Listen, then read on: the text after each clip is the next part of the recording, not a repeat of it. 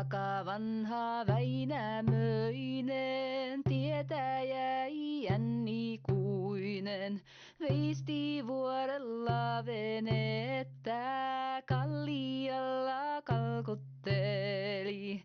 Kirves kirpestyy kivestä, polvehen pojan polosen, läksipä veri vuotamaan, punainen puuraajamaan. Läksipä tuota etsimään, veren tulvan tukkijata. Ensimmäistä tietä myöten, ensimmäiseen taloon. Ukkounilta puhuvi, vanha vaari vaipannalta. Ken sinä olet miehiäsi, kukumma urohiasi. Olen vanha Väinämöinen, tietäjä iänikuinen. Veistin vuorella venettä, kalliolla kalkuttelin. Läksinpä tuota etsimään, veren tulvan tukkijata. Ukko vastas suunin päältä, vanha vaari vaipannalta. Kun en tiedä enkä taida, kun en tiedä enkä taida. Läksipä tuota etsimään, veren tulvan tukkijata. Keskimmäistä tietä myöten, keskimmäiseen taloon. Ukkounilta puhuvi, vanha vaari vaipannalta. Ken sinä olet miehiäsi, kukumma urohiasi. Olen vanha Väinämöinen, tietäjä iänikuinen. Veistin vuorella venettä, kalliolla kalkuttelin. Kirves kirpestyy kivestä, polvehen pojan polosen. Läksinpä tuota etsimään, veren tulvan tukkijata. Ukko vastas suunin päältä, vanha vaari vaipannalta. Kun en tiedä enkä taida, kun en tiedä enkä taida. Läksipä tuota etsimään, veren tulvan tukkijata. Laitimmaista tietä myöten, laitimmaiseen taloon. Ukkounilta puhuvi, vanha vaari vaipannalta.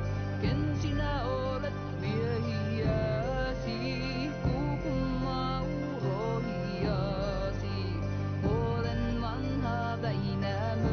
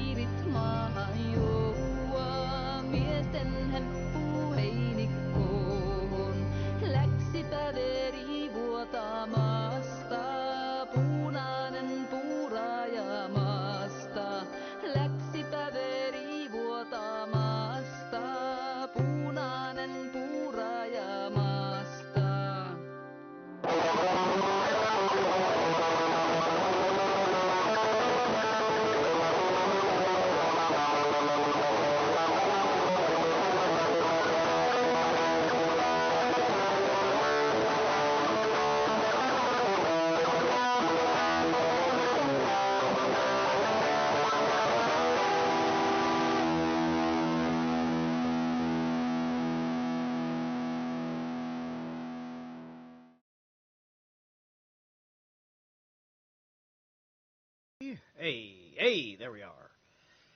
How you doing, guys? Tonight's selection, I just posted it in the chat room, was Mithrian, Voinamoisen Pulvenhava, or Wainamoinen's Wounded Knee. So it's a whole little story wrapped up in the myth of where, Wainamoinen's got a bad knee and dealing with it. Anyway. How we doing, guys? We're gonna jump into some more baklava saga. Baklava. I wonder if baklava is like, it's like they stole the recipe from Eeyore, right? And that's where baklava. Anyway, the Bock Saga, which sounds like baklava. I should get myself some baklava tomorrow. But anyway, baklava. Okay. I like saying that word. I don't know why. All right, so the other day we did 8 Powers Part 1. Now I'm going to run us through 8 Powers Part 2 with my musings. All right, here we go.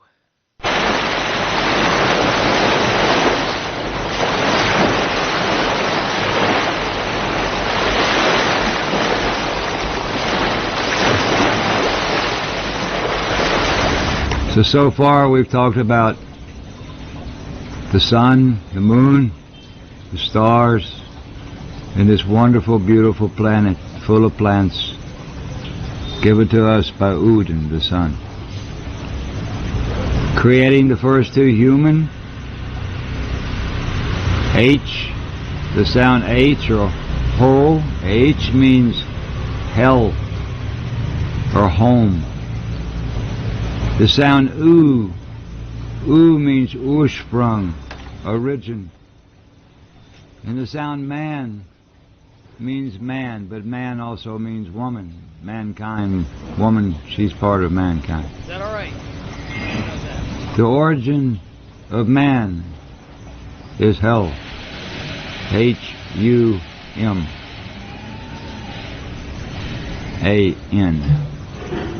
So this story says that the human being, the people, we originated from one ring of land at the top of the planet called Udenmaa. You go to Helsinki, Finland today, if you ask anybody, where are you at, they will all say, you're standing in the middle of Udenmaa. So still today, they call it Uusimaa also, and Uusi means new, the new land, because it was always new, the sun was always going around and around. This Bock family that this story comes from, this last member of this Bock family, Eeyore Bock, who I learned the story from, their family started to create the human race of people. This first father on the planet, we call him Pear in English. We call the highest woman, the All-Mother, we call her Ella. In root language, he is called Gube, and she is called Guma. In the Van language, the Finnish language, he's called Ukko, and she's called Akka. Per Ella, Gube, Guma, Ukko, and Akka. In the 3 different languages. And this first father, this first pair, he is going to be what we call the first good. The sound gay, oo, day, good. And in English, the word good comes to the word God. In the Van language, he is called Jumala. Jumala, Allah, Jumala. And she's called Jumala Tar. God and Goddess. In 3 languages. God, Goddess, Good, Gudina, Yumala and Yumala Atar. So Yumala Atar they both have Allah in it, right? So that completely flips the relationship of the idea in your head about why any pagan might have any circumstance in which they would refer by the sounds al and la together to mean a god of this character that he is talking about, right? We're talking about Ukko, like Ukko Aka. Ukko is the sun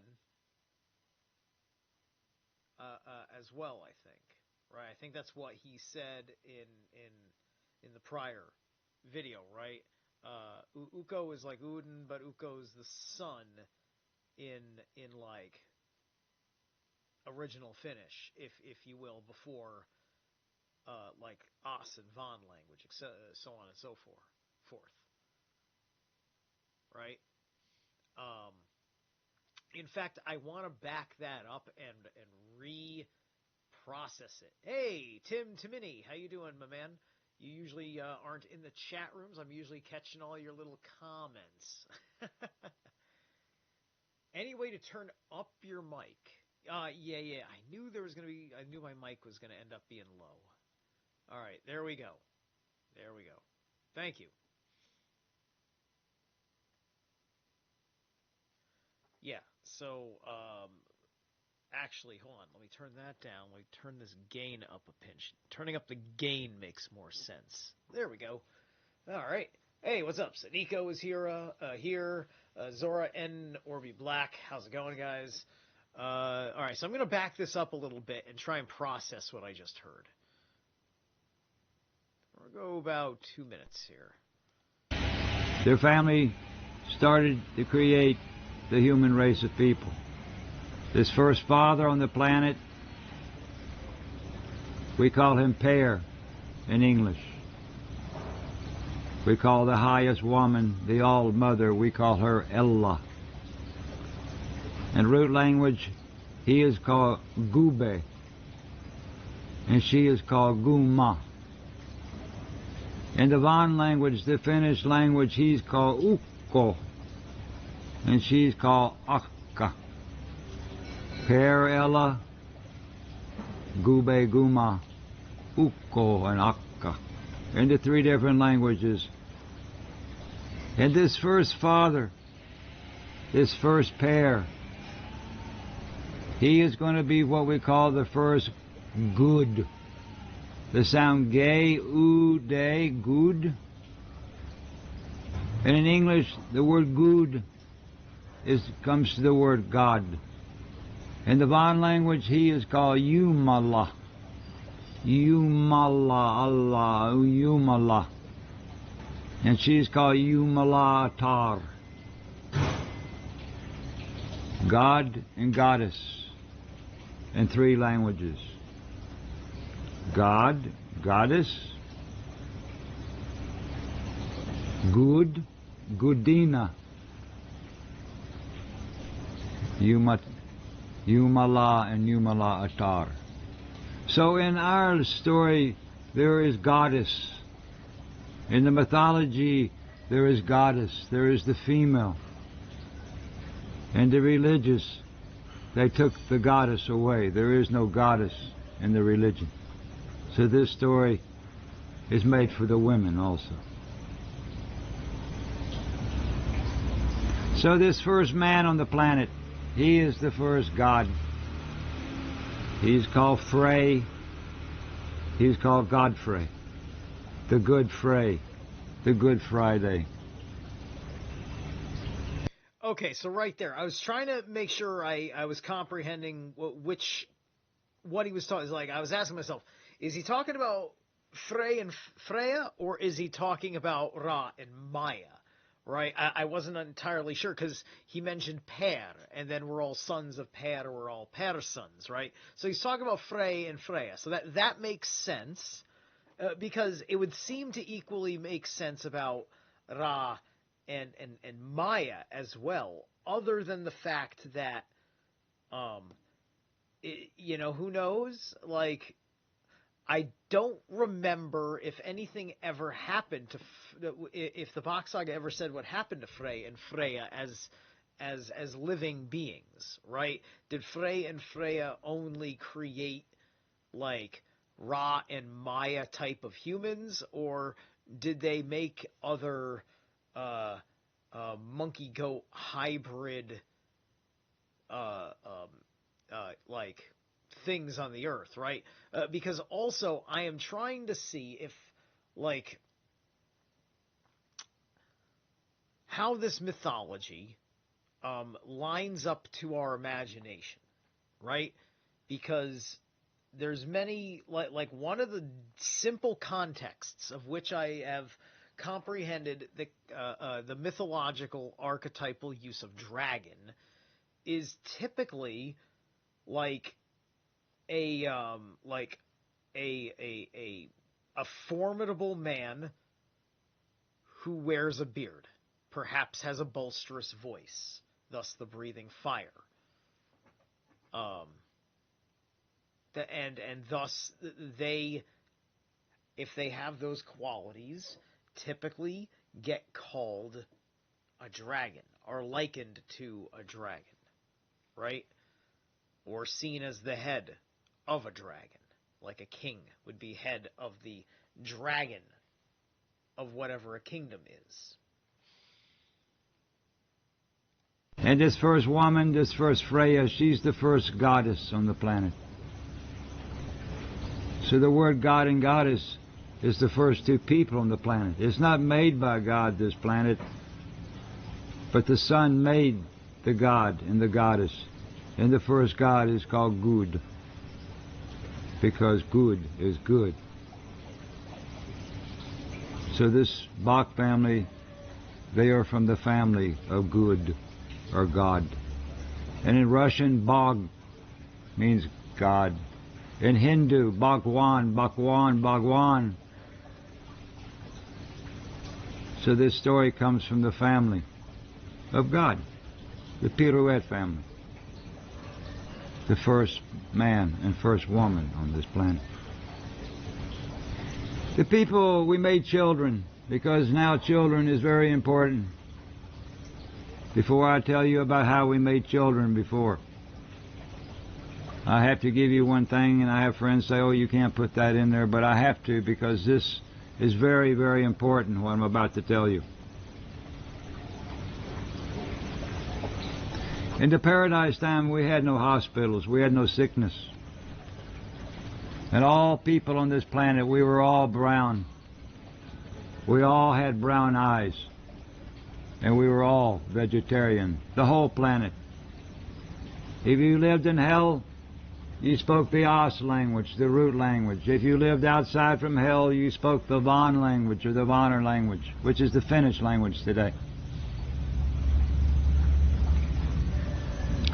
These people, they understood that in this seed, in this sperm, was the culture, the kultura, the culture, the kultura. And they understood that if all humans are going to come from this culture, that we had to respect the culture, because in the culture is our brains, our knowledge, because the knowledge came through the seed. Frey and Freya did not have the knowledge until they got the seed. It's how I would explain it was the divine intervention. If we came from the monkey and the nanny goat, then where in the evolution, did we come with this incredible brain that we can make these Nokia telephones and spaceships to go to Mars and Coca-Cola?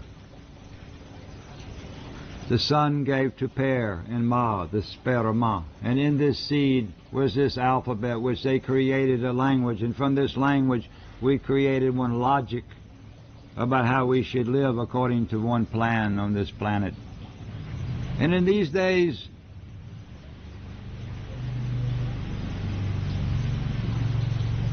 the women respected something called Sav.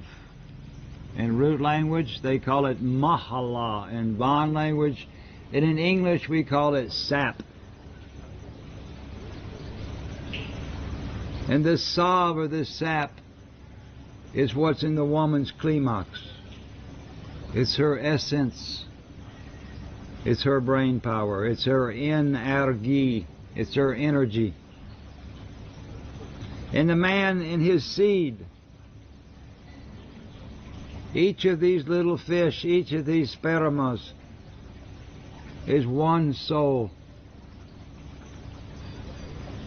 The night my mother and my father made me, my father put his pole into my mother's pee, and out came that little blast in one orgasm. And in that seed there was the biggest race of my life. There were 1,000,000 of these little eels, these little fish with a head and a body and a tail, swimming out from my father's balls up into my mother, into her G. Okay, so one thing I wanted to say, because I had remembered this point in the Bock Saga after I was talking about the evolution situation, right? Because we evolved from an eel to a frog to a monkey, and then we needed to splice in Nanny Goat to get the monkey to transubstantiate into the maker of man, right? And then, of course, this is also correspondence to mythology. Across all mythology, there's acknowledgement of a greater creating principle from which all other gods descended from, because there's the creation of that universe, and then the gods are introduced afterwards. You know, Norse mythology, Auðumla and Ymir are the first characters, right? And then it is through what they do that the gods are then thawed from the ice. And so, this is kind of a similar prospect, right? We would have had, like this is the way a paradise creation story tries to be remembered by a people that got hit with the worst case of there ain't enough of us left that remember because it's cold up here, that you could ask for, right? And so the story becomes a creation story that just starts in the ice, and then by remembering basic prime principles, remembers at least the steps, and they just had to reskin the steps from what they understood, right? And that's the loss of memory from the Bock Saga that the Norse mythos is trying to reconcile, right? Okay. So, because a sperm turns into a little amphibious baby, right? Like, the baby is an amphibious thing, technically. Because it can breathe the amniotic fluid. This was the point of the superfluid in James Cameron's Abyss. If you remember the scene, the science guy explains it as this is the same shit that you breathed in the womb, right?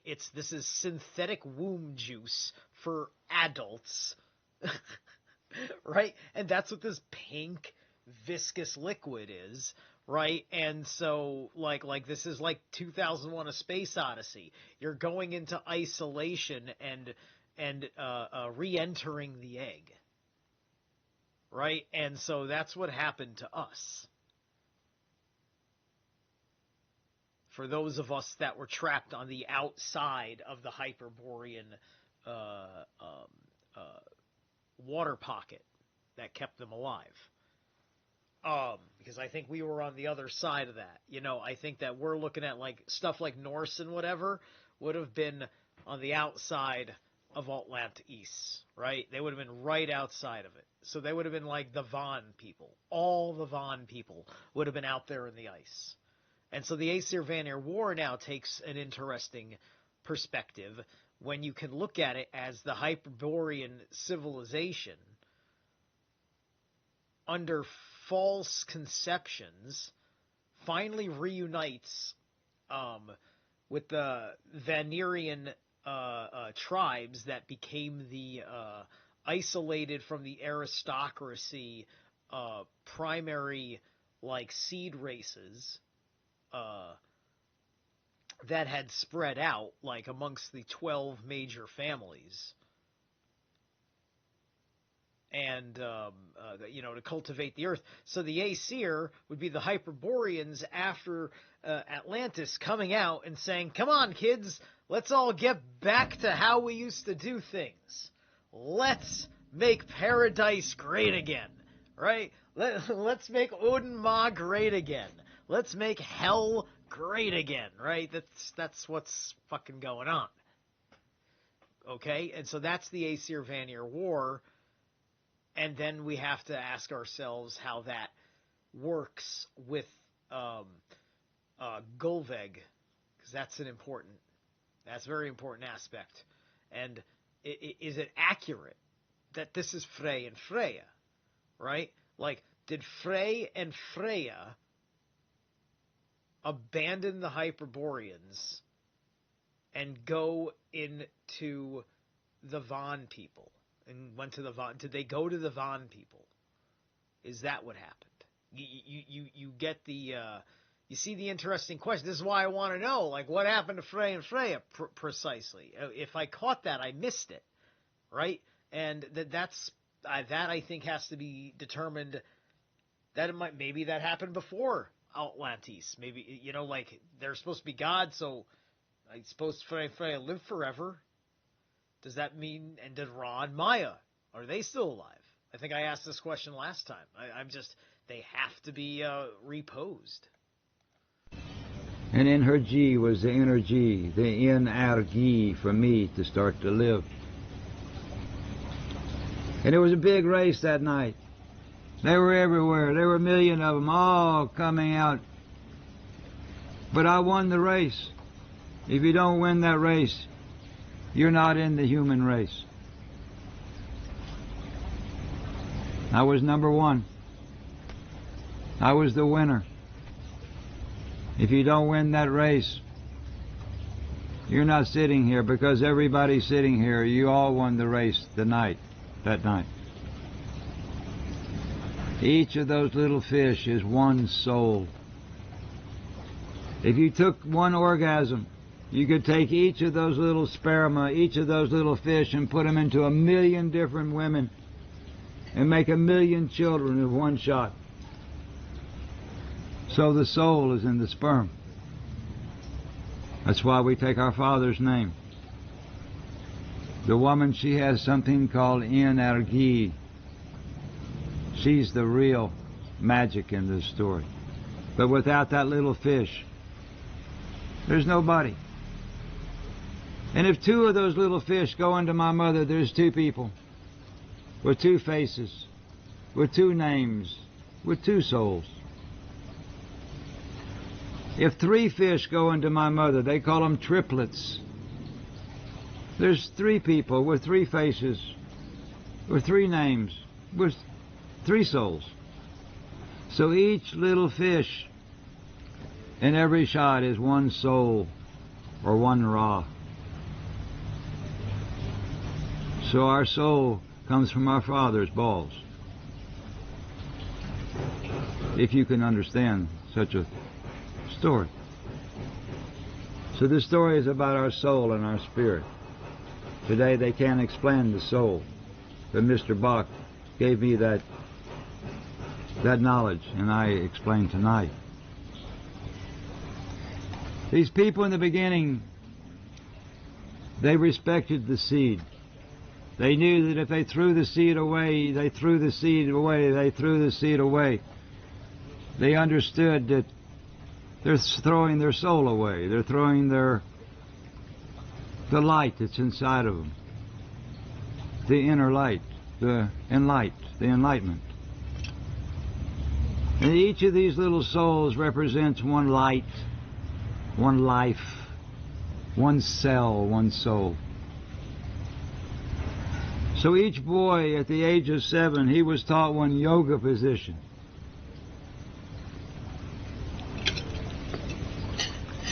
This is your as. This is not your as. This is the as.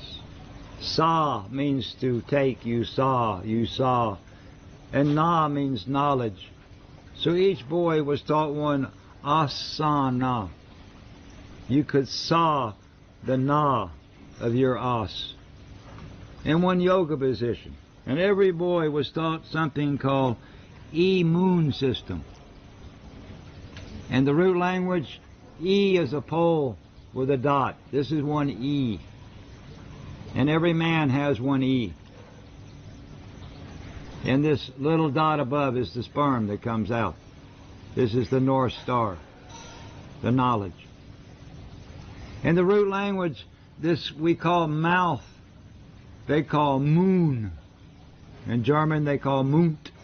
But this is your moon, and this is the man's E. And every boy at the age of 7 is taught one yoga position.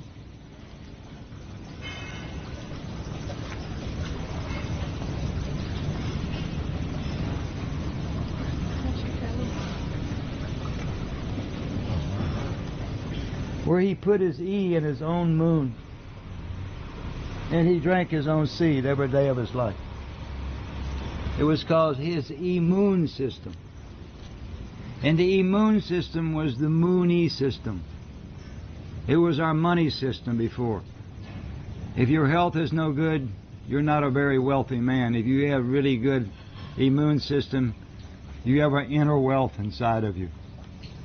So, that posture that he did, that's kind of like, that's basically like taking Happy Baby, the yoga posture known as Happy Baby amongst Western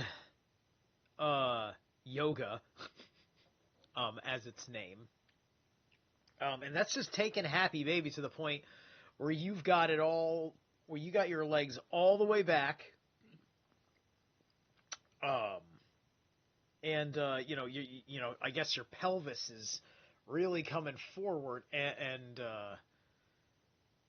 by age 7, you're capable of going to town on yourself,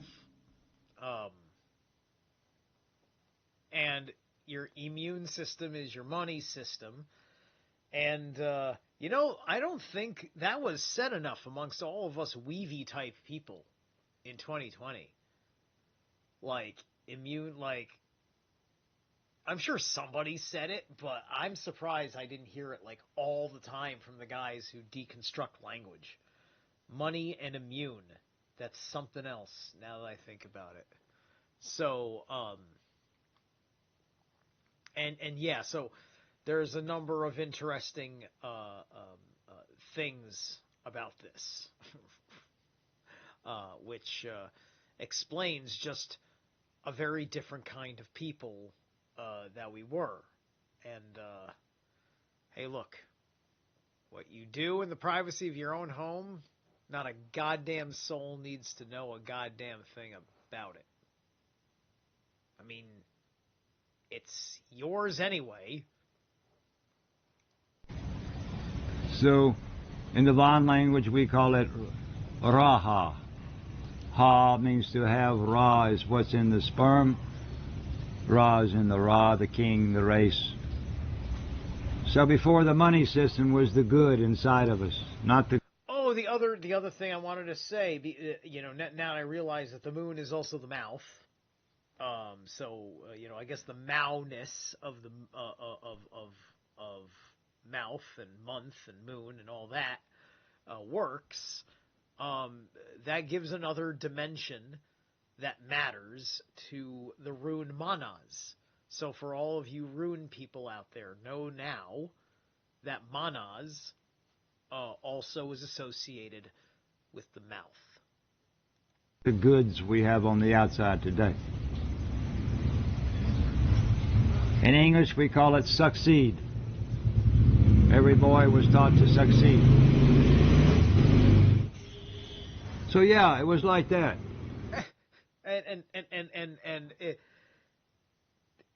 it's such like, if it wasn't fucking like for reals and serious and just straightforward in context, that would be just like every stand-up comedian, they would just say they were just sucking seed, right?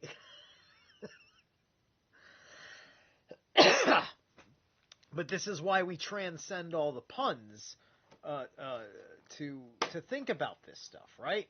And look, man, I've never heard of a case of anywhere of a healthy woman taking from a healthy man, or a healthy man taking from a healthy man, and then that is a lifestyle habit situation, got them sick because of just what they're ingesting, and nothing to do with sanitation and whether they're sick at all or anything like that. And that in and of itself never was a cause for anything other than embarrassment if they had to do an autopsy on your stomach for dying of other dumb reasons. So, yes. So, success, is it suck sex? To succeed, you have to suck sex. And you can euphemistically refer to your genitalia as simply your sex, which was the choice of vernacular that Alejandro Jodorowsky used in talking about the matter in ritual practice. We respected the seed. We didn't throw it away. We didn't throw our soul away. Today, we just don't have the knowledge anymore. It was taken away from us, and I'll explain maybe later how it was taken away. Every little girl, she was taught something called more root. And more root is one care root. Oh, and by the way, may I also say, just be careful about what you think you understand if you look into a scientific conclusion to any study on the matter for the jokes I was just taking very seriously just a moment ago, right? Because I do take that seriously. I'm very interested in looking into all sorts of this kind of stuff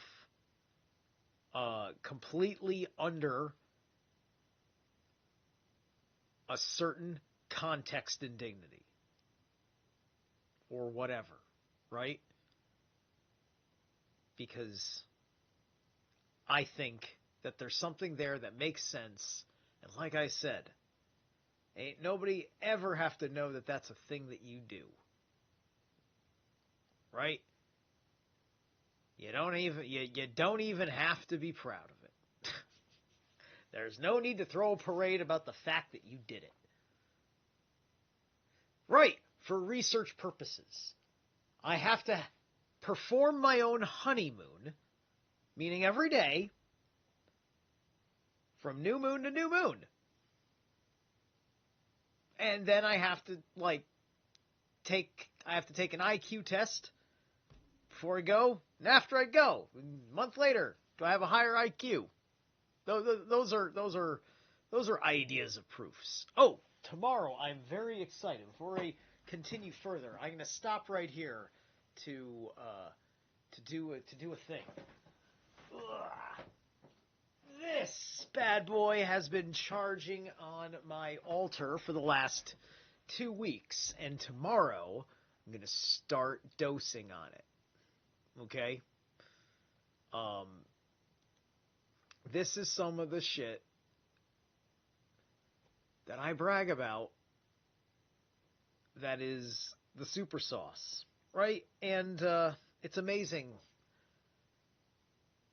how few people will take the risk of spending money just to check it out for them fucking selves.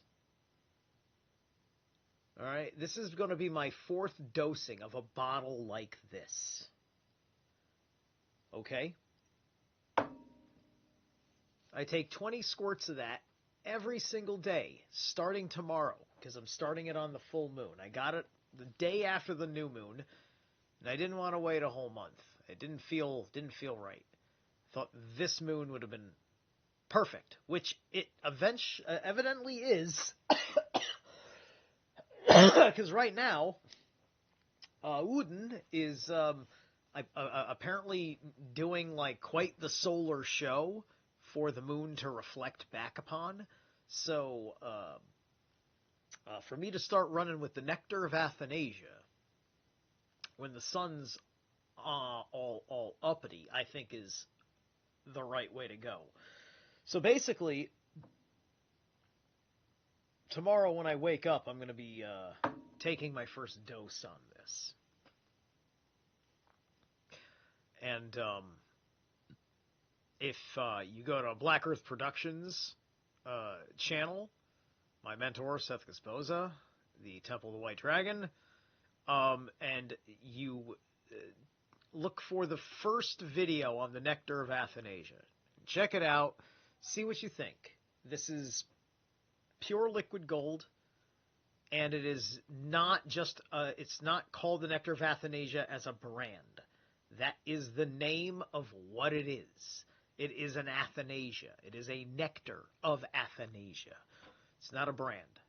It's not a brand name. It's not anything you've ever heard of, and it's not just monatomic gold in a solution. It's liquefied gold, made through an alchemical process that is pretty much never to be revealed. But, you know, the only people that are really going to find out about it are the people for whom it is meant. My fucking Frey. It is Archangel Seraph.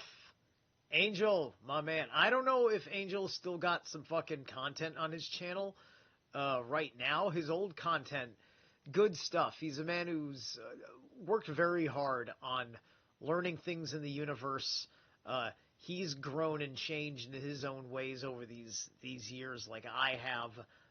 Good man who didn't let the fucking distractions throw him off key. All right. So anyway, let's jump back into Jim's pants over here. And every girl, the letter Y or Yi is the girl, she could go like this, and now she could go with 1 carat, she could masturbate with this carat, and when she came with her climax, woman has the clima, man, we don't have the clima, we have orgasm. So when she had the climax, as this is coming out, this silver, it would absorb into this carrot that had been peeled, and she could eat this, and she kept her essence also. Her S is the sun, and sense is your senses. So in her climax, it was her brain, and in the man's seed was our brain. And this is how they taught these pagan people before, like this. They respected their mahala, their sav, their sap, and their seed. But we had no sickness because we had our immune systems. Before, baptism was not when they took some water from the river or the lake or the tap over there and pour it on the baby, or pour in the water. Was the water baptism. And the water of life is the man's sperm. Because in this river of water are all these little fish swimming like eels up the river.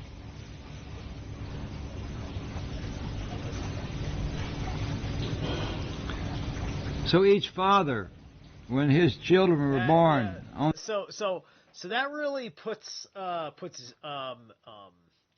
Dune mythology spinning on its head, because now we know how it really went down, Paul. That's right, Paul. We all know you did yourself the nasty. The only man who did the nasty to himself in the whole known universe. That's, you are the Jizax Quadrax. Okay, I'm done. On their name days, each papa would wank into one spoon, and he would baptize his little girl or his little boy, and in this seed was his immune system, the knowledge of his family, who had been given from his father, because every boy, every girl were baptized with the father's seed. This was the baptism, the water baptism.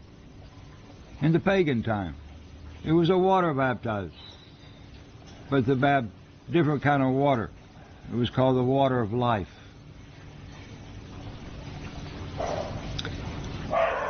When we made the children, we had one word called Hun, moon. In the root language, Hun means female, Han means masculine. So before the woman, before she was going to make a child with somebody, which I'll explain in the next ring, she would take the man that she was going to make the child with. He would put his E in his honey's moon, the girl's moon. So she would drink the seed for 30 days before this seed came into her to impregnate her. So I wanted to just say something about the immune. And naturally, every fucking man on the planet immediately said this is a true story. Just because every man's just like, yes, this tradition, this is now all true for that. I guarantee you, a bunch of fucking men just hear this, and they're just like, it is time to establish that we believe that this is true. Moon system, the baptism, and the honeymoon system from the paradise time. How we lived according to one nature system. We made children a little different before. These holidays in the year, we started with one day called Lucia Day. And Lucia Day is the 13th of the 12th month. And on this Lucia Day, the girls on the planet who had the... Wow. Okay, dude, it is... How crazy is this? I don't remember this. So, dude, I'm straight up playing this a month before Lucia Day. We now have a whole moon. It'll be a full moon on Lucia Day. Think about that. Holy shit. Dude, let's get as fucking pagan as you fucking can. It is going to be the 12th month. It is going to be the 13th fucking day, the 12th month in a month. Oh, shit. Dream. On this one night of the year, the night of the 13th of 12, the 13th of December, the girls who had the feeling to make a child, who wanted to be the mother, she had to have one dream of one woman coming down from the top of the hill with 7 candles in her hair. And this girl, she's called the Lucia. And these girls who had this dream of this Lucia, she could now the next morning go to the 2 elder women of the village, of her family, and she could tell these 2 women that now, last night, I had the dream of the Lucia. So we're talking about Lucifer. We're talking about visions of Lucifer now. We're talking about Wasn't there supposed to be in the Book of Revelations like seven points on one of the crowns or something? Right? So, but what I'm really more referring to here would be that we remember it's seven sisters, 12 brothers, 7 sisters. The first family of Ra and Maya, right? The 12 and the 7. So I think that those candles, considering the context of her in these times, like that's her kind of getting like a primordial message from like basically like Frey. Well, really, it's probably coming from Freya. That's probably a message from Freya to do the thing, right? 7 candle. Aren't there 7 rays on the Statue of Liberty? And some have said that Statue of Liberty is Lucifer. And if that's true, the Statue of Liberty is also Apollo. So that would also make that true also. Funny. Hysterical, really. And you could say that it's Apalu. What if you said, instead of Apollo, Apalu? So you've got the Lu for the luciferous light. You've got the Appa, which is like the man, the basic man.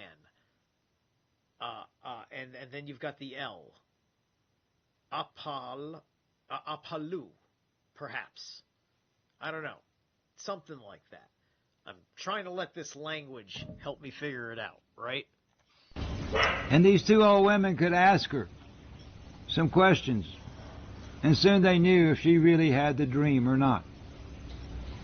And if she had the dream, she was eligible to make a child. But she had to have this dream. She could also have the dream and tell the 2 elder women, I didn't have the dream, if she really didn't want to. There's white lies and there's black lies. Black lies are very bad. But sometimes we have to tell some white lies.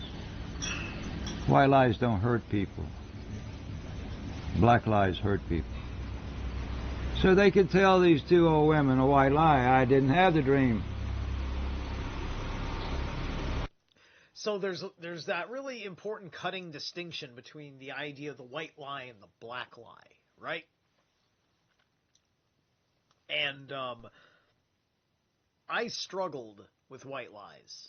Like I couldn't, like when like I struggled with the idea of absolutes, which is why it was very irritating being in a monotheistic religion, right? Because it plagues you with the question of all lies make you a sinner. You want to stay pure of being a liar because you don't want to have to carry the burden of sin until Sunday to get it off your chest, right? Which that's the karmic gimmick to hook you in eternally, with no interest of helping you stand on your own feet. Please crippling yourself back to the Lord, and please keep all of that anxiety. It's much better for us. So, at any rate, I don't want to get off on too much of a tangent here. So these girls who had had the dream had gone through the 2.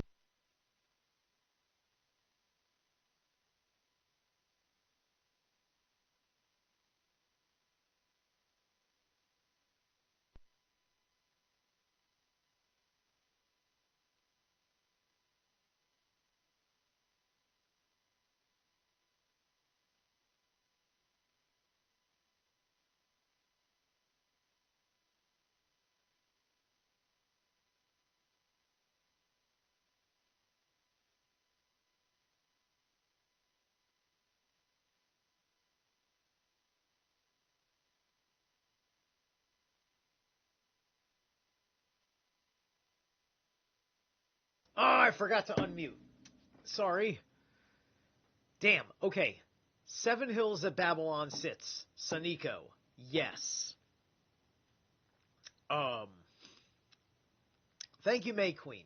Chimed in just to bail me out. But yes, the pregnant belly, the baby would be sitting in the belly. The belly would be the hill.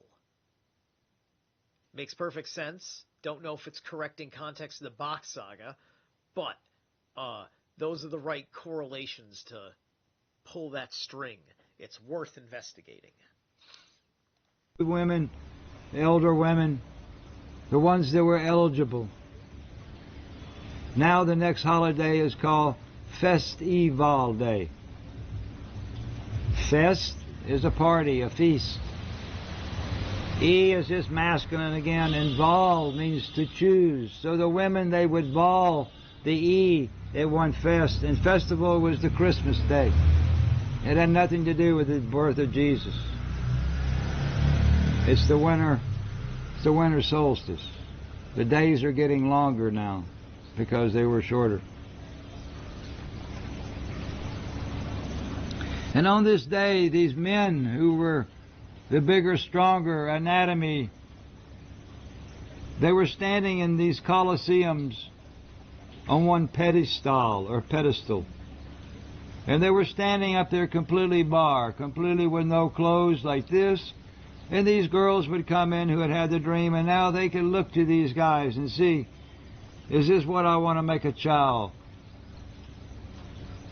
Now, before he continues with this whole breeding selection process, I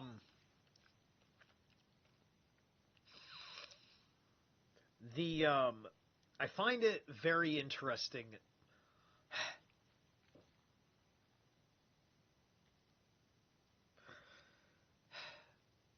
Let me back it up for a second. There's something I have to address, and I have to hear it again.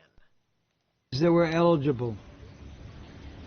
Now the next holiday is called Festival Day. Okay, I remember what it is. He said the days were getting shorter, which I thought the days didn't get shorter until the axial tilt, when the paradise ended. I thought the days were all even, always, all the time up until that point, and that it only took 3 months for the world to get ice staged, right? There's a lot to so like, it's not clear because this is talking about stuff that they do with it, like this is going through the social structure, right? It's not about that as much. It's not giving the history lesson, right, per se. It's there's history involved with it, but this is just explaining different roles and functions of things that happened in each ring going out from hell. Fest is a party, a feast. E is just masculine again, and vol means to choose. So the women, they would vol the E, they won fest, and festival was the Christmas day. It had nothing to do with the birth of Jesus. It's the winter solstice. The days are getting longer now because they were shorter. And so Val, he didn't see right there, like I talk all the time about Val, because Scott Carlson revealed this, is that Val is about like words like valor or whatever, right? So it's just like you're chosen, right? You're a chosen one, if you will. And this is a particular kind of context of being a chosen one, and has nothing to do with you dying, which is not winning. And on this day, these men who were the bigger, stronger anatomy, they were standing in these colosseums on one pedestal or pedestal. And they were standing up there completely bare, completely with no clothes like this. And these girls would come in who had had the dream, and now they could look to these guys and see, is this what I want to make a child? Do I want this? And they'd look into the eyes of this guy and see if there was some kind of a feeling of love, of good feeling. She wasn't going to marry this guy. She was just going to make a child with him. And in these days, the women, they made many children. A mother didn't make one or two children. They made many children. They were highly respected, the mothers. And these women always chose a different man every time they made a child. They didn't use the same man. So every 2 years they could make another child. But they would choose another man. And these women, they would go into these guys standing on these pedestals, and they would vol the E. They would choose the E at this party, at one festival of this father. 2 days later, they call it Boxing Day. Boxing Day is the day we sing for the Bocks, for the Bock family, the Boxing Day.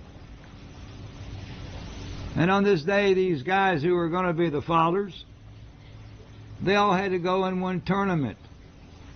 They had to go in one games, one like Olympics.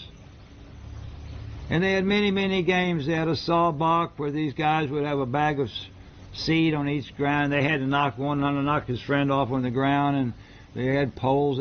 So they were always, and these robbies are all looking at these guys to see who's the best to be the father, because we only used the best before, the most beautiful and healthy and the most.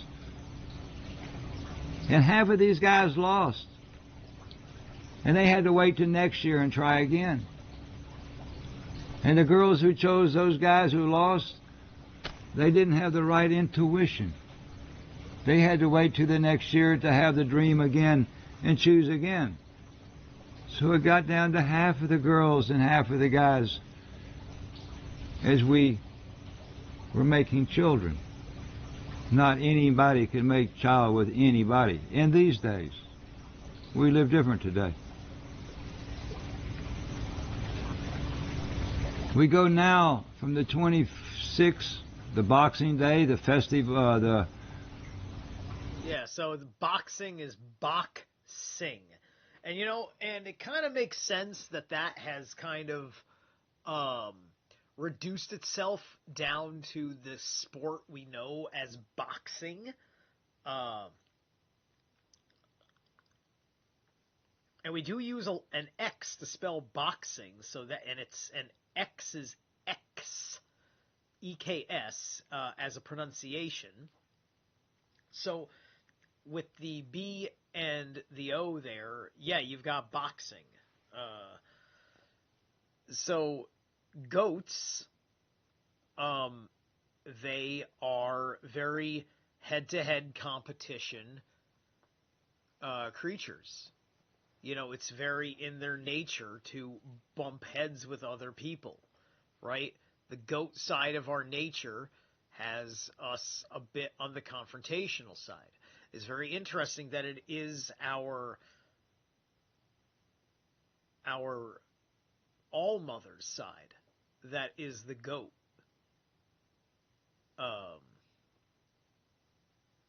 Side, right? Well, that it's the goat side of the all-father and the all-mother is the mother's side, the nanny goat.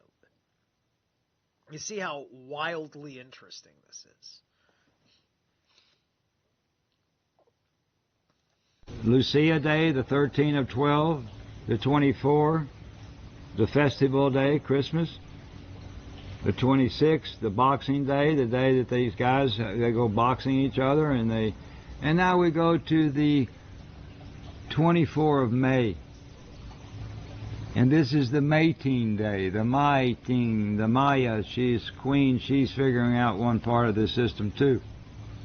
And on this mating day, these girls who had chosen the right guys, this was the month of love. And for the next month, this girl, she would do something called Hoon-E Moon. She was the Hoon, E was the man's E, and Moon was her mouth, so she would put the E from her father to be, her children maker to be, in her moon, and she would drink the seed from this father for 30 days, every day one shot. And all the soul power from his would go down into her G. So when this one little fish came swimming in the next month, it not only had her inner G or her inner Gi, it also had soul power from the Father also. Because when this little fish comes in, the mother closes the door on the tail, and now this little fish head starts to eat, and now it becomes her DNA and his DNA. It's a living little animal, this little sperma. It's alive.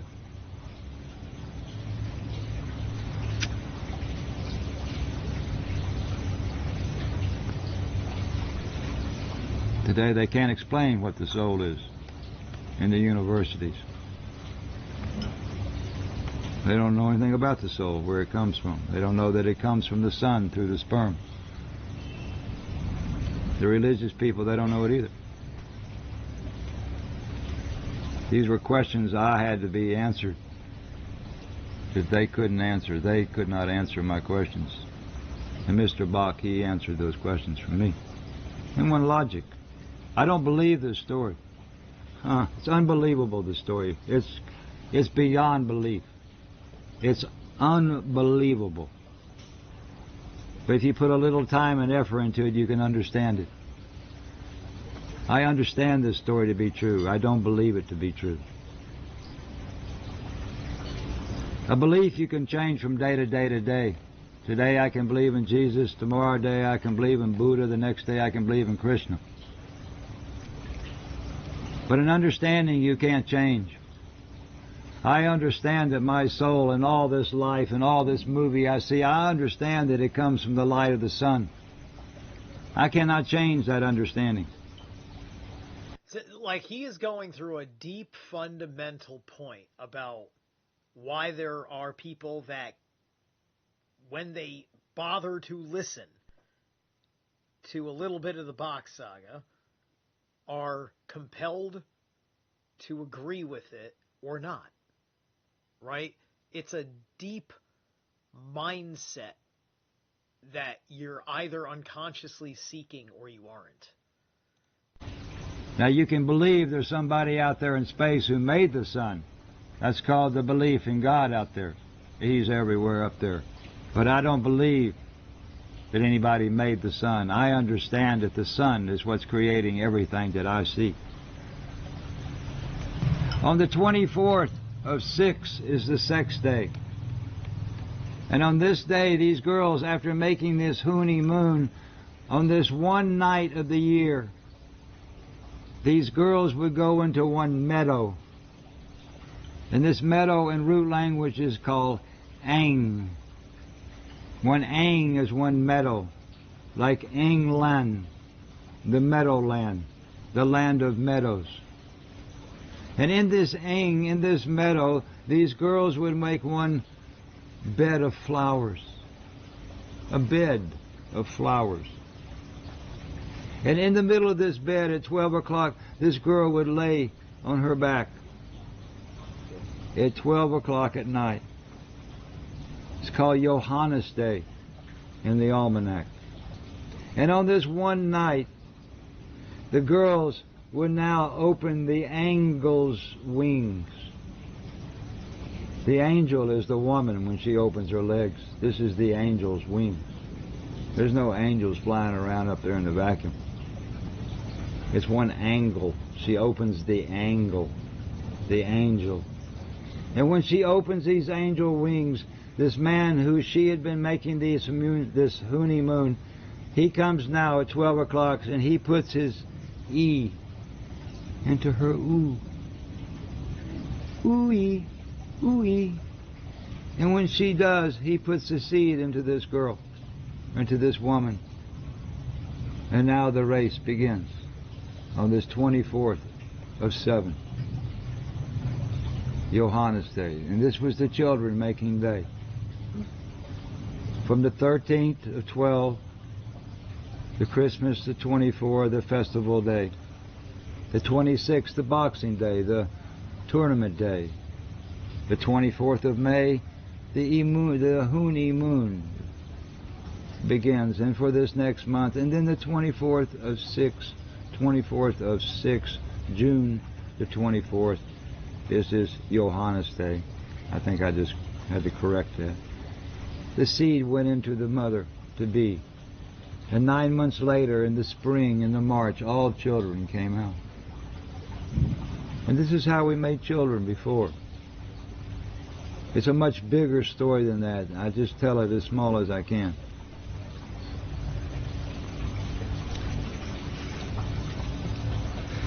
The people we died much different before also.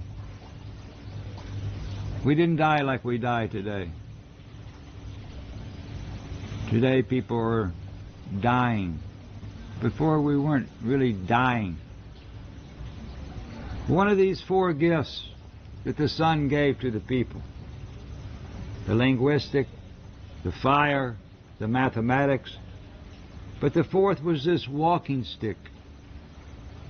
Because when the bird cannot fly, the fish cannot swim, and the animal cannot walk, they fall down and their soul goes back into the earth. But the human being, one day, he or she stands up to go out the door, and he can't walk and she can't walk. The legs aren't really working so well.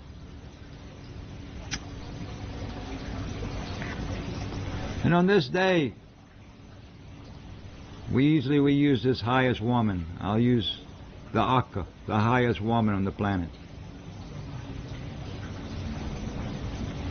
And this Akka, she could wake up one morning and she couldn't walk anymore. So now the Akka, she get one stick, and now she can still walk. But everybody in the village, they see that now our high mama, she's on the stick. She don't have much longer. Because in these days, the day that you couldn't walk with your stick anymore was the day to go away. As long as you could walk with your stick, you had the life. But one day, the Akka, the highest woman on the planet, the Akademi, the academic, the Akka, the all men Akka, the almanac, the all men come from Akka. And on this highest day, this Akka now, she gets up one day and now she cannot walk with her stick anymore. And she sits down. And the word goes out to all the people in her family, which was everybody around. And everybody wanted to see the Akka before she went away. So one by one person could come see the Akka.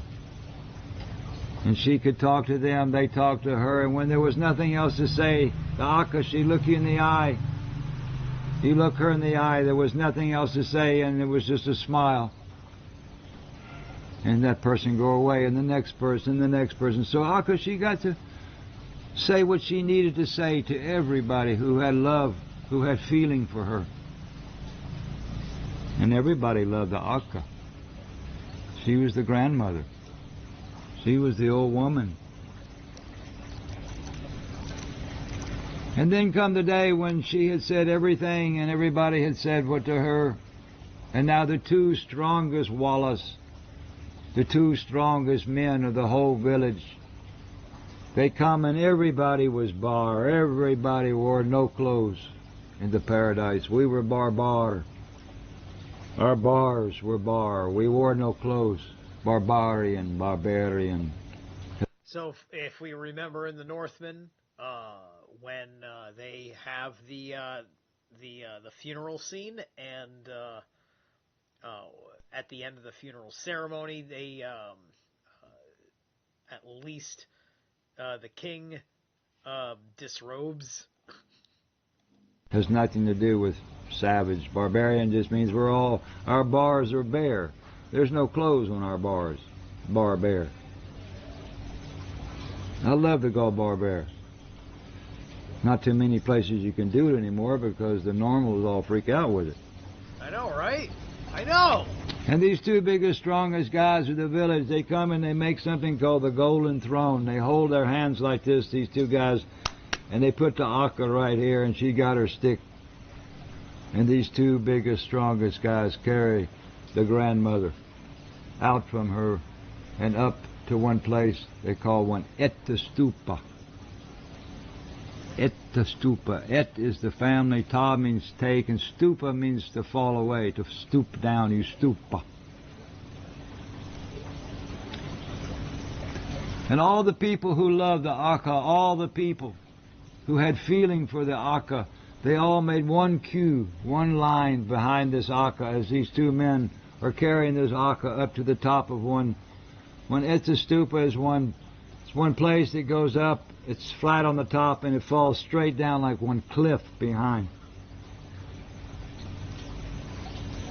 And these two guys, they carry this woman, this Akka up, and now she's standing. You always wanted to be able to stand. If you couldn't stand, you went too far. You couldn't walk with your stick, but you could still stand. And now they put this Akka, and now she's standing at the top of this cliff, and all these people on the ground are standing down there. They come in one procession, and now they make one semicircle, and they're all looking up into the eyes of their mother, their grandmother, and she's looking down into the eyes of all her children. There's nothing to say to any of them. It's all been said one by one. The reflections of the soul is the eyes. So she was looking into the reflection of all who she made, because she was the All-Mother. All these children came from her in one system of pirouette, rousette, yarlet, carlet, trellet. And off to the right they had one ring, one P. And in the middle of the P was one pole. And when the sun Udin shined down on this stick coming up from this ring in the middle of the pole, it cast the shadow Q or Ku. And Ku is quadrat. All mathematics comes from a pole in the middle of a ring. And she could look down and she could see when Udin was at 12 o'clock noon. And when she looked to see that the shadow was on 12 o'clock, she took her stick and she lifted it straight up to Udin and looked straight into the sun, to the light that created her life. And these people on the ground in this time, they didn't look into the eyes of the Akka. This is the most private second of the life, this very last second. They also looked into the sun. So Akka is looking into the sun. All her family is looking. It's like one reflection from the soul, through the soul, to her soul. And as she lifted the stick up, she couldn't stand anymore. And she fell straight off the back. And the last thing she saw was the sun that had created her life. She died looking into the light. And the last thing... And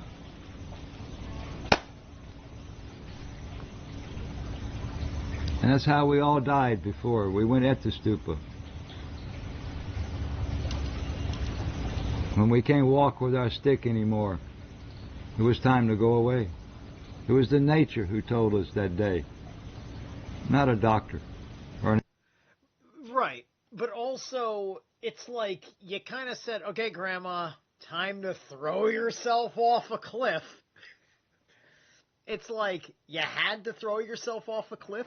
You couldn't just lay on your back and stare at the sun, right? And then have, like, you know, a precarious trap crush your head with a boulder? I don't know. Like, I guess the idea is that you can't ask anybody to take your life for you, and it's just really hard to effing off yourself. I guess that's how it works. But you know, the importance of the stick here. Once again, we're talking about primordial, like you're talking about wands in the lower arcana. But just in the major arcana itself, three major characters have their predominant sticks. The Fool, the Hermit, and the Sun card. All of them have a person holding a stick. Or, in the case of the Sun card, it's still like a stick, like you can still like walk with it and whatnot, but it's like a banner, right? It's like a pole for a banner. But it's the same concept, right? And so, two of these are about the sun, and then the Hermit is about you being the luminescence in the absence of the sun. And it's underscoring the importance of this stick you're capable of carrying, and how it tells the story of that card.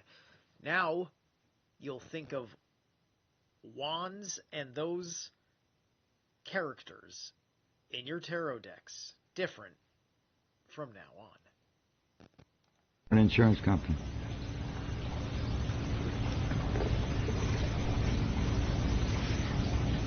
And these pagan people, they had one understanding about soul and spirit that we don't have today. We've lost this. I've explained where this soul comes from. It comes from the solar. And the solar the sun gave to the pair on the ma, the sperma, so we were given this special soul to this first pair and this first ma on this.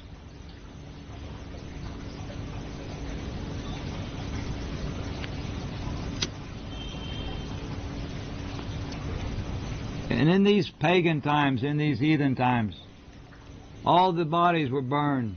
They put them on one fire and they burned. Everybody was burned. We had no graveyards. We had no cemeteries full of places where nobody can walk because it's somebody's there and somebody's there. We had no places where we find their bones.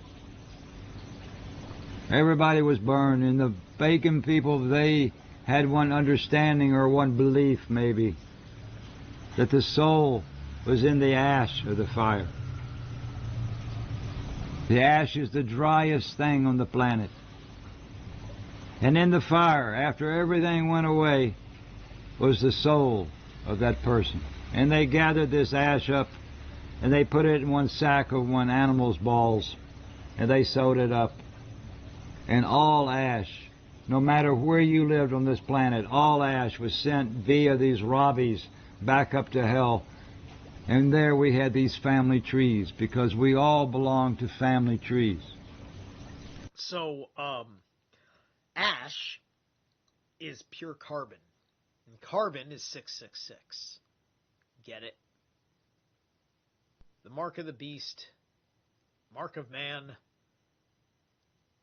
as they say. Perhaps thus by beast they mean monster, because man is the monster, and he is the monster by the merit of whether he has either surrendered to the monster or overcome the monster, which makes them the monster who has been redeemed.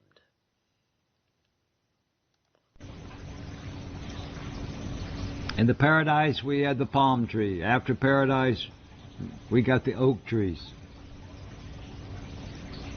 And this highest family, the Pirouette, they had one tree called the Yggdrasil.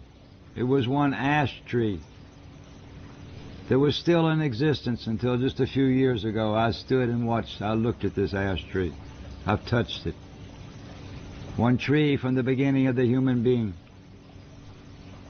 And these trees were called family trees. And these people, they took the ash of the tree, the ash, and they put it into the roots of the tree. And through the damp system, through the moisture, through this Mother Earth, the soul now becomes female.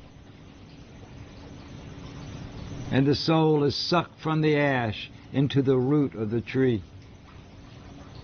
And from there it goes up the roots to the trunk or to the stem of the tree in the form of something called salve. sap, or mahala. It's the same stuff that comes out when the woman has the climax. It's the soul power in that sense, the energy. And now the sun is sucking this fluid in this tree, this sap, it's sucking through the leaves, it's sucking this sap up to the branch, to the leaf. So our life, our soul, our life is now gone to the leaf of the tree. And the word life comes from the word leaf.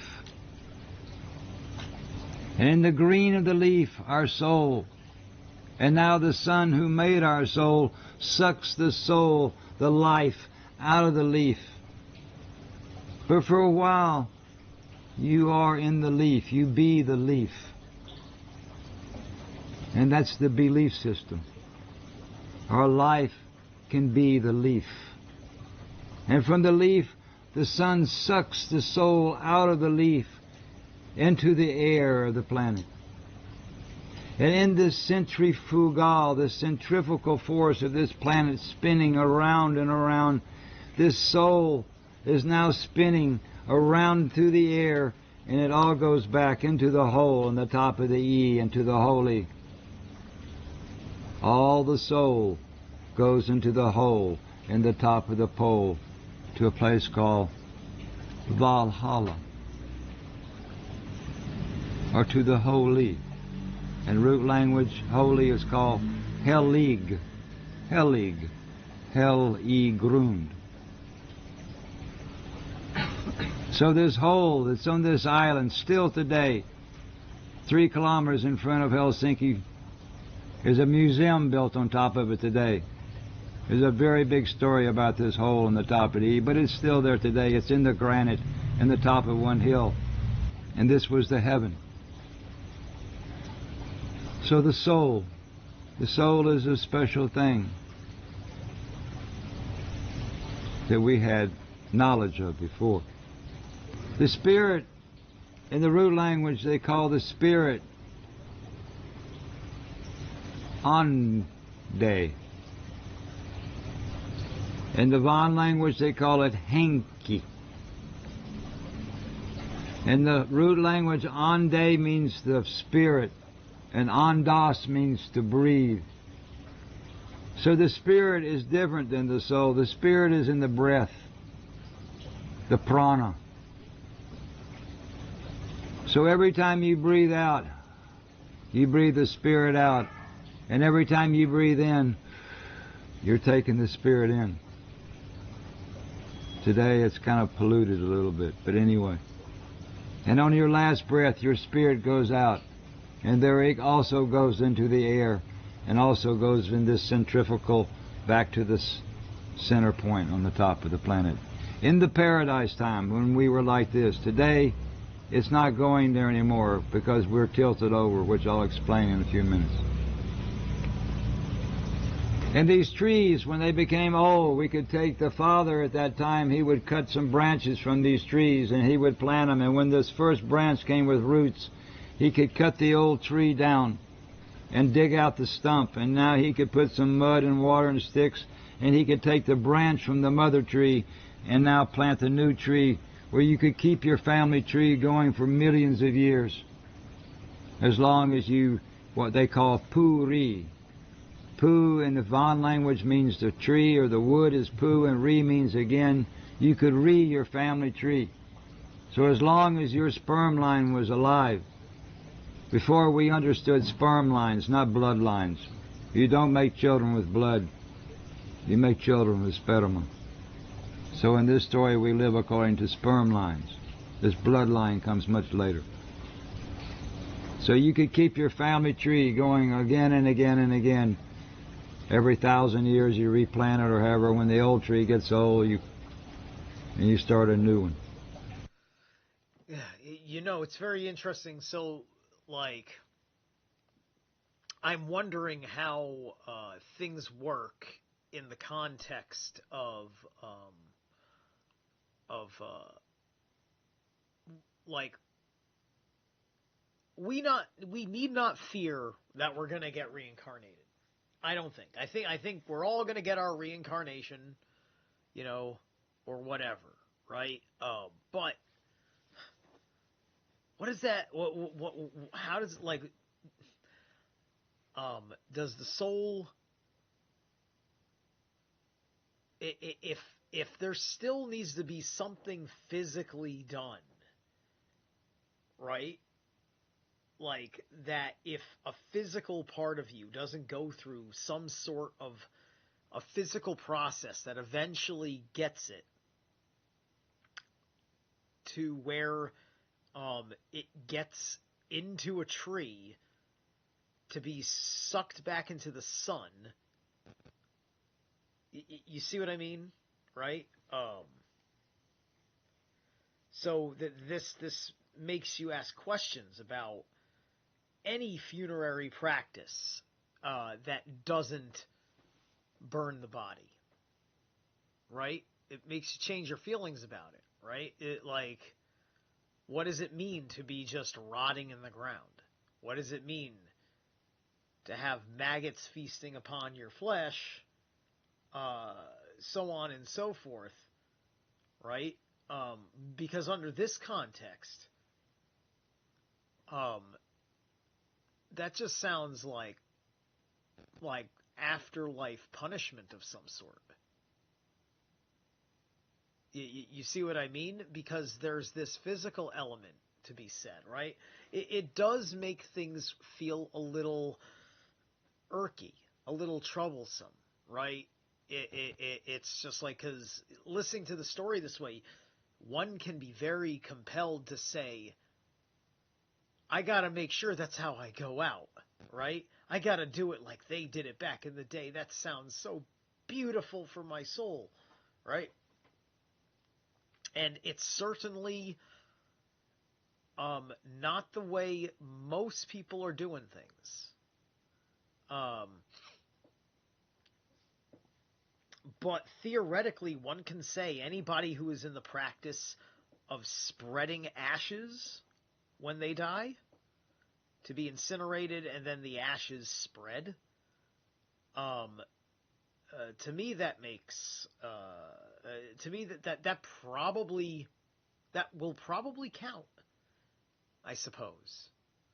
And I'd imagine that there's an important difference when you do it in a river versus when you do it elsewhere, so on and so forth. It's an interesting prospect, and the idea of what that feels like does each little carbonized part of you freaking have an experience of being a particle in the river or something? Like you get the weirdness of that. It's just like you're like, for me, it's kind of like my mind goes into like a simulation of opening the Bardo, right?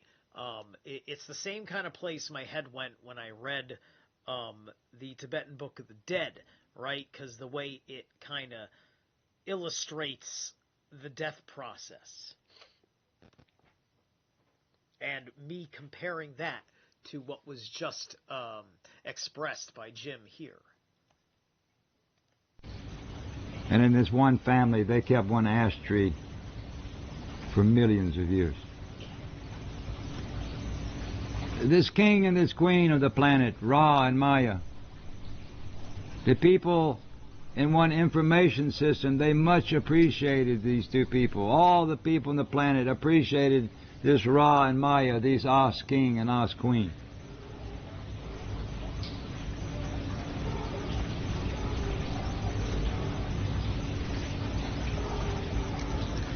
And there was one system called Ye Hov Ah.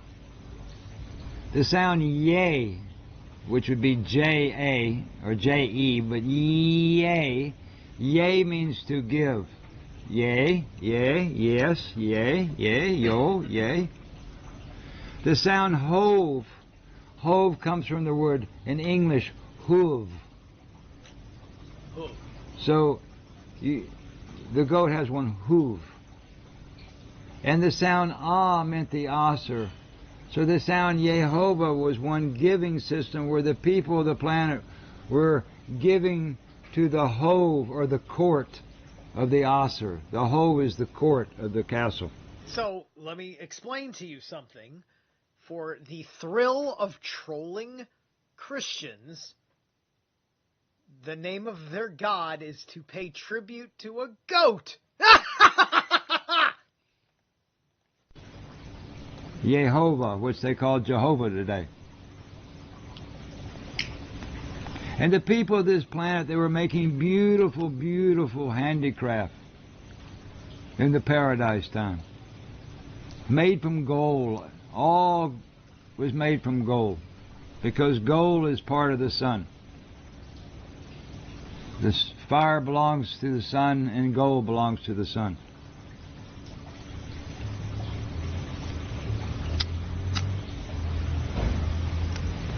And they created this handicraft, all these ringlands all over the planet. From each ringland, every 50 years, every heir of Ra, every era,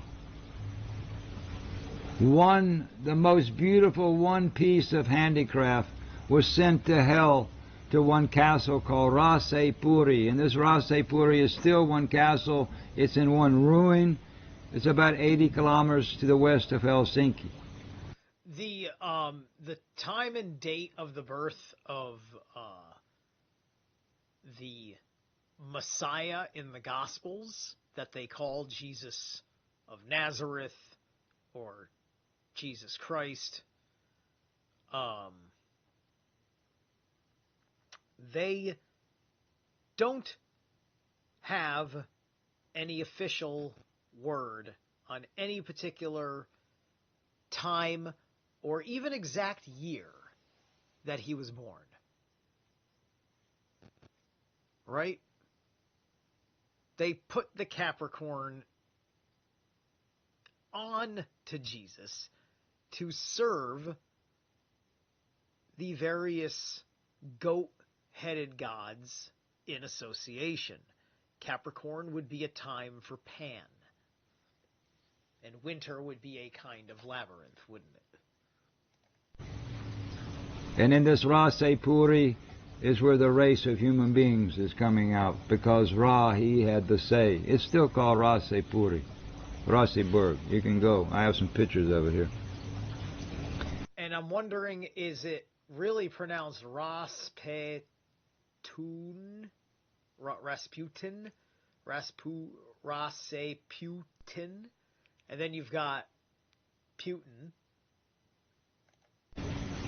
It was the castle of the Os people. And every 50 years, these Rabbis had brought the sperm out via one dragon system, which I won't go into tonight. But when they all come back to hell, they're all bringing this one most beautiful piece of handicraft. And it's made from gold, and they call this stuff esthétique. In English, we call it aesthetics.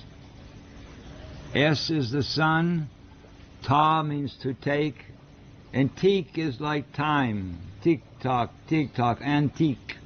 So aesthetique is something that will, gold is forever. So these handicrafts made from gold, they should never, ever, ever, they should be forever, because unless you destroy it, the gold is forever. You never have to polish gold. It's always gold. All these other metals you have to polish. And these thousands of these golden handicrafts are all brought back up to this castle. And the castle's still there today, or what's left of it. The Catholics knocked it down in 1050, but we'll come to that later. And this place isn't today. You would go to a place from Finland, it's called Snappertuna, or it's called Tuna. And two is two, and na is knowledge, the knowledge of two, the king and the queen, because they had the knowledge. So people could give it fortuna, fortune. And this castle become full of these beautiful handicrafts that the people had given, because in the paradise gold was everywhere on the planet. It was all over. But it had no value to it. Really, the only thing you can make gold is you can make beautiful jewelry, you can make beautiful handicrafts. I mean, you can't really use it much for anything else. Today it has such a value. I guess they use a little bit in electronics, but you can't use gold for anything except to make beautiful things with. Handicrafts. The nectar didn't exist at the time he made that statement. And also it wasn't widespread knowledge, the high technological uses. Back then,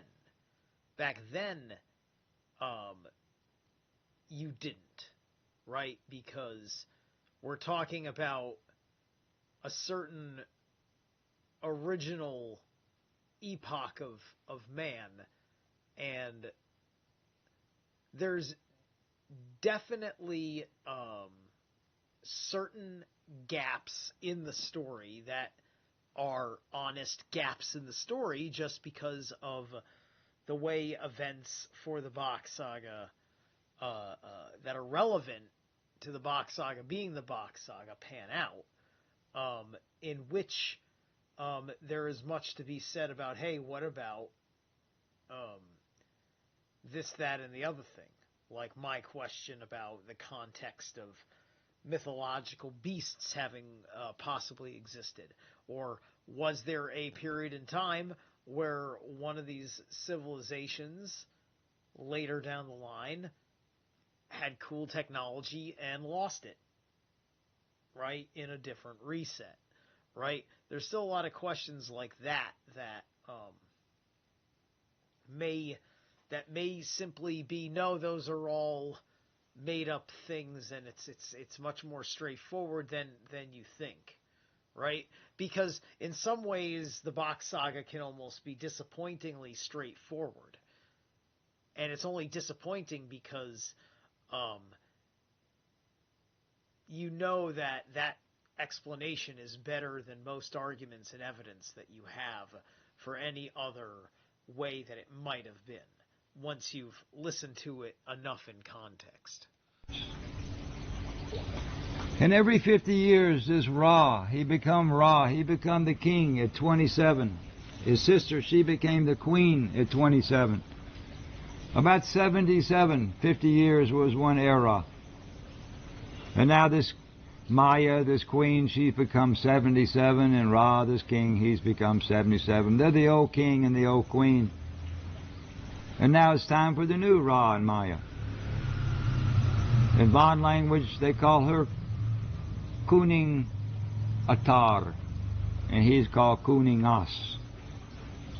They represent the moon, and they're the As, Kuning As. So Ra, he represents the moon. And every 50 years, this castle become full of this beautiful handicraft, but now this old king and queen, they're going to retire. And the new Maya and the new Ra, they're going to become the new king and queen, because every 50 years was a new generation of this Bock family. And they had to put all this beautiful handicraft, they had to store it somewhere, because now this next king and queen, they're going to be getting all this new beautiful handicraft from all the people on the planet, the Von people, who are going to send up beautiful gifts for the king and queen. All right, so that actually answers my question that I was posing earlier and on the prior video and in my car about the part about the generation. So it's not a very long lifespan, right? He's talking about 77, right? And every 50 years situation, there's a new Ra and a new Maya, right? And and they're all coming from the Bock family, but it's on a rotation. It's on a rotation that is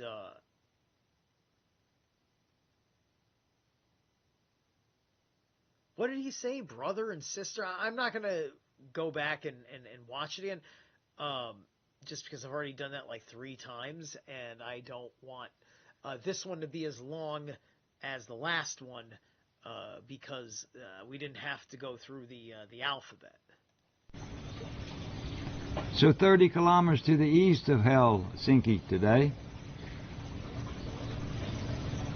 there is one storehouse built in the ground with one little small temple. And this temple is called the Lemminkainen Temple. We worked 4 years to try to get into this thing. It's a very, very big story. I don't know if I can get to it tonight. But when this planet first formed, when this explosion happened, boom, as this rock is still soft, as these continents are blowing out here and there, at the very top of the North Pole, there come one air bubble, one gas bubble that rose to the very top of the planet. And this gas bubble formed one cavern, one huge hole. And as this air bubble came to a stop, part of it went up into one passage, went up and ended up as a little ball, a little small room, big enough for 2 people. It was little small. It was shaped like a Santa Claus hat. The hat, the part that goes up from the hat, and the little ball on top. And in the very last minute, the very last few seconds of this planet as it exploded, it formed one opening, one hole in the top of the planet. And 30 kilometers to the east of Helsinki, there was one entrance that went down into this, where this Pt2 stone is. There's a huge Pt2 stone. I have some pictures with me where this highest woman, Akka, where she fell off her Pt2. It's Akka's Pt2. Still today, the stone's still there, and still today is the sundial clock rock that she would look over to. And on top of this hill is a burning place where you can see where they burned many, many people, many Akkas before, because they burned her right there. Still on this hill. The hill is called Pelivori. And down in this cave, as it went down, and these people started to go into this cavern, this cave, this cavern.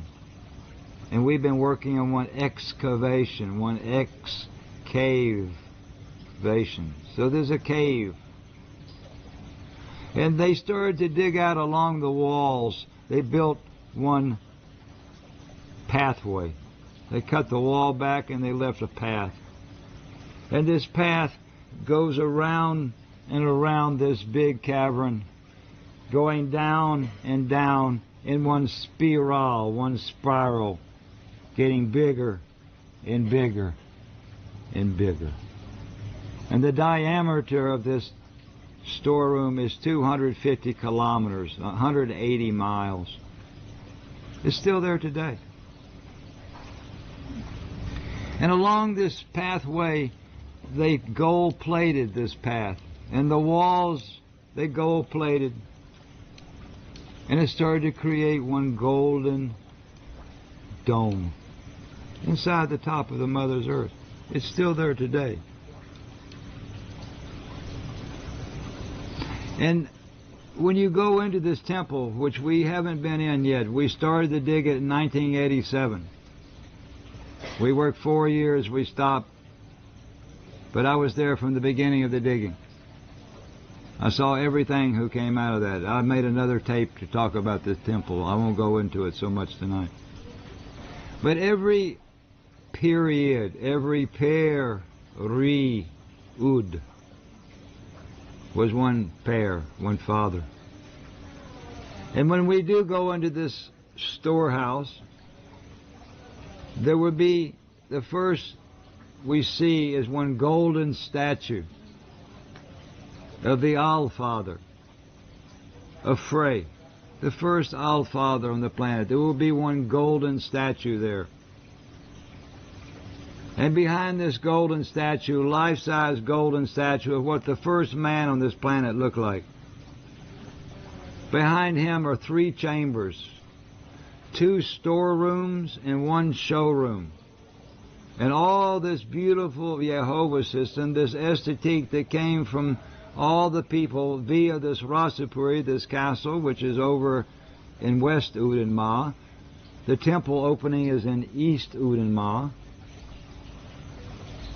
Inside these 2 rooms are the thousands of pieces of beautiful art. And outside is another small chamber called the showroom. So the father could take 1 piece of this art, bring it into 1 room, and now put the candles in there, because all the walls are covered with gold. Only 1 candle is all you need. The whole place comes Saturday night in New York, because the gold reflects the candle. And now he could look and appreciate this 1 piece of art, because in 1 piece of art in the middle of thousands you can't appreciate. So now he could look and he could put it back and bring another. It was 1 showroom with 2 chambers to store this Jehovah system. And the next door we should come to will be 3 more chambers for the 12th son. Because the 12th son is the new Bock. The 12th son is the new Bock. The 12th son. So this Lemminkainen, this temple is called the Lemminkainen temple. And in this next 3 rooms will be the Jehovah from the 2nd Ra and Maya, the 2nd Jehovah system, with a golden statue of the All-Father from the 12th son to the 12th son. More than 1 million generations of this Bock family, thousands, millions of chambers full of golden, beautiful things created by people in a time we have no idea about today. You would think that the nation of Finland would be highly interested in a stockade of the oldest golden arts and crafts ever constructed by the human race, sitting in a simple little cave that just needs a well-funded excavation. It's ridiculous. It's a storehouse for the story, for his story. It's the history of the human race inside this temple. The temple itself is a small little room. It's just got 1 piece of furniture called divan. And there was another story I won't go into tonight. But down from this little room, this temple is 1 storehouse, 1 golden spiral street called the underworld, the Undervärld. And one day the people of the planet, Eeyore gave it to the people of the planet. It belongs to all of you. And none of this stuff should ever come out when we open this temple. But it's one thing that these people... This makes sense. It's in the underworld, these showrooms with the gold. Thus, this is making the Ra and the Maya. This is making them the Plutarch, right? This is the Lord of the underworld, right? Mob bosses. It is customary to treat the head of your mafia in this manner, your godfather. People from a long time ago left for us to see what people were doing millions of years ago on this planet. How we were born, how we died, our ash going up, our soul going out, our spirit, how we were giving in 1 system before. I'm thinking about any more stories. I could give 1 little money story. This is from pagan time, a little bit later, but while it's in my brain, I want to give a nice money story. Because today money it's nice if you have it, but if you don't, and if you have too much of it, you only want more and more. In the pagan times, I'm jumping ahead a little bit, but it's still the pagan times. There was a castle on top of the hill. And the king and the queen, they lived in the castle. And the king, he had these people who lived down in the village. the middle class people called car people. And car people are the middle class. Here in India you have all these car people. You have Gokarna, Pushkar, Karnataka, Karavan. So car, they were the middle class people. And these people in the middle class, they had handicrafts. They had things that they did. The lowest people, they just took care of the trails. They kept everything clean. They had a nice life. They were the freest, the lowest class. But this middle class, they were making candles. They were making different things. So they had some kind of commerce. And every year this king, he would send one guy down to these people in the village with one bag of coins. And all the coins all had the picture of the king because they belonged to him. And this year was the year one. It'd have a picture of Papa, the king. It had the year one. And now this guy, he gave it to these people in the village, and the candlestick maker gave it to the baker, and the baker gave it to the shoemaker, and the shoemaker gave it to the blacksmith. And so these coins would circulate inside this little commerce system during the year. But next year, Papa, the king, he sent the same guy down there with a new sack of coins, year two, with the Papa's picture on the front of the coin. And he gave all these people year two coins. But he'd take all year one coins back because they belonged to Papa. In year three, he'd bring year three down. He'd take all year two back and take it back up to Papa because they really belonged to him up there on the hill. And in this way, we couldn't collect extra. I couldn't keep 6 coins this year, and next year I kept 9 extra coins, and by the time I was 75, I had 78 extra coins that I could give to my son, and he could start the whole thing over again. There were no banks. You couldn't have extra. Nobody had extra. Everybody got what they needed. It's like the nature. The nature takes what it needs, but it doesn't take extra. It was an honest money system. So, like, everybody. We have to figure out how to acclimate modernized needs towards that system, because there's needs, and then there's also just having the things that you like, right? And one, like there's the subtext of this only works based on a population size for a cohesive family unit. And it's the only way that it kind of works that way. You see what I'm implying, right? You know, like,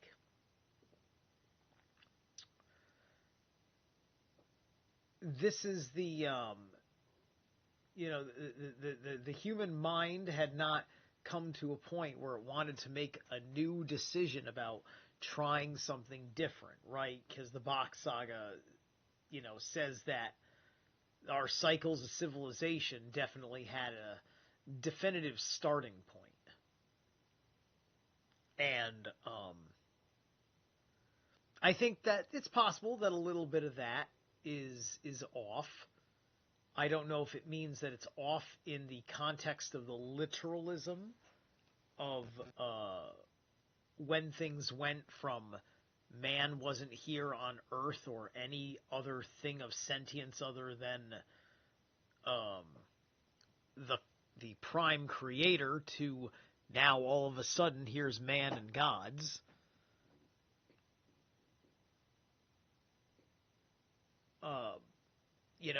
So I think that there was probably supposed to be a need at a certain population size to say, okay, we're changing the plan,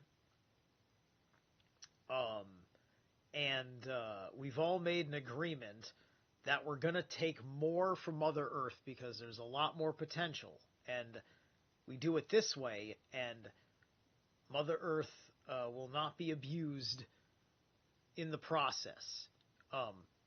She'll take some damage, but she'll both heal and also eventually, look beautiful where the scar is, right? Because you can look at a whole lot of this planet and be like, man, this just looks like somebody fucked it up and it used to look way better in the long ago days.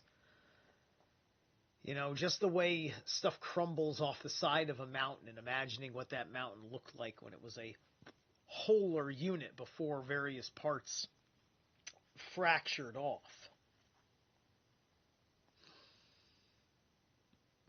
You see what I mean?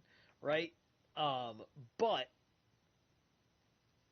it's important to us now that the mountainside is like that. Right?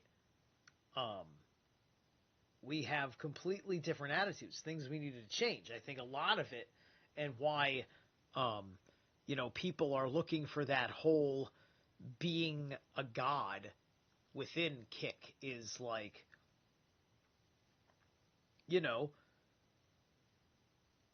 we may have on a primordial level felt like perhaps Ra and Maya were keeping us separated from Frey and Freya. Right? And that we have to get a chance to have a microcosm of what Ra and Maya are doing. Right? Because we have transcended being your children. We may be descended from you, but we're not really family anymore. You don't talk. I can't thank you for gifts that I don't know that you gave me. We haven't really established trust, and I like doing things this way, and I am certain that I am not doing harm, real harm, doing it this way, right? And that would be my fucking message, to a Hyperborean of any particular reasonable stock who thinks that they're a goddamn elitist. Just depends on this ego trip situation that I think he gets into that in part 3. Everybody got what they needed, but nobody had any extra. That's a pagan money system before the church came along. They had a coin system before, but there was no collecting. You couldn't collect it and save it.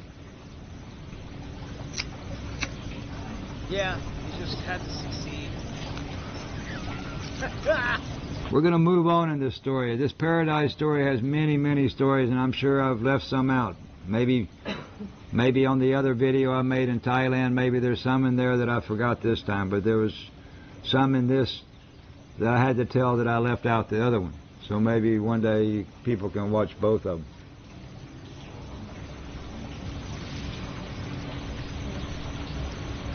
We had one military system before, but in the military before, we weren't killing our children.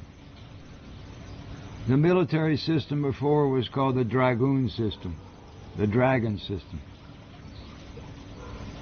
And in this military system, there was one All-Father who stood on top of the planet, and from his balls came billions of human beings. He was putting out the seed in one system to make billions of people. And this Papa, he couldn't just give out and give out. He needed something back. You can't just give and give and give. You have to get something back, or he'd go dry. And this All-Mother, she's sitting up there too, and via, all these people on the planet originated from her. So she's giving out her salve, her sap, and she couldn't just give and give and give either. She had to get something back. We lived in a much different kind of thinking system. Today we're completely conditioned, very, very heterosexual. Me, all my friends, even Eeyore, we're all heterosexual. We've been trained. But before, the men and the women, the women were offering their climax in one system up to this All-Mother. And the men were offering their seed in one system via, up to the All-Father. So there was one offering, the off-air ring. We were ring the air. Air is in the sperma, the spare. And so the men were offering the seed up to the Father in one system, which I won't go into, and the women were all offering their climax up to this All-Mother. And this is the pair ring in the Father. The pair is the Father, ring is the ring. So maybe if we can repair the Father's ring, it's the repairing of the planet. All right.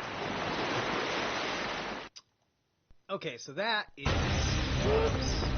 Stop it. All right. That was part 2. There we go. All right, so...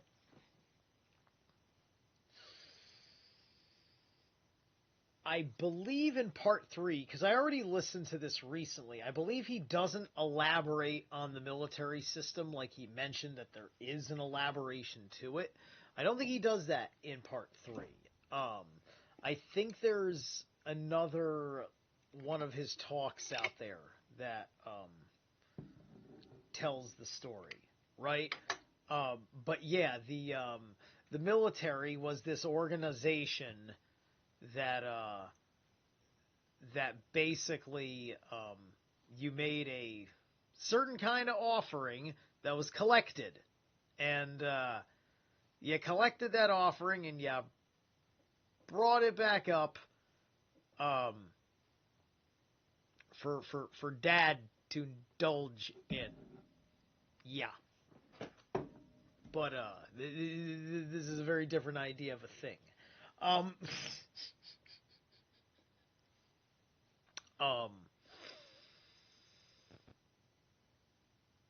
And this aspect of it is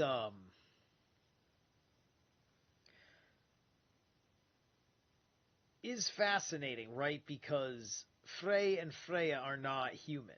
They're the ones that had the power to make humans, right? Which is what made them, the gods, right? And as the givers that they are, and it's a question of exactly how much their role functions as, right? Because I'm pretty sure if they qualify as God, it means that, like the first men, that they're fully bestowed with a beyond human mind, right? With all the inherent abilities and knowledges that would be implied, granted,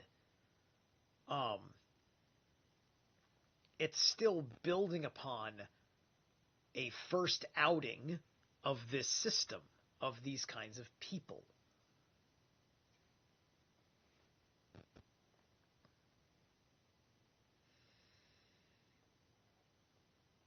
And so,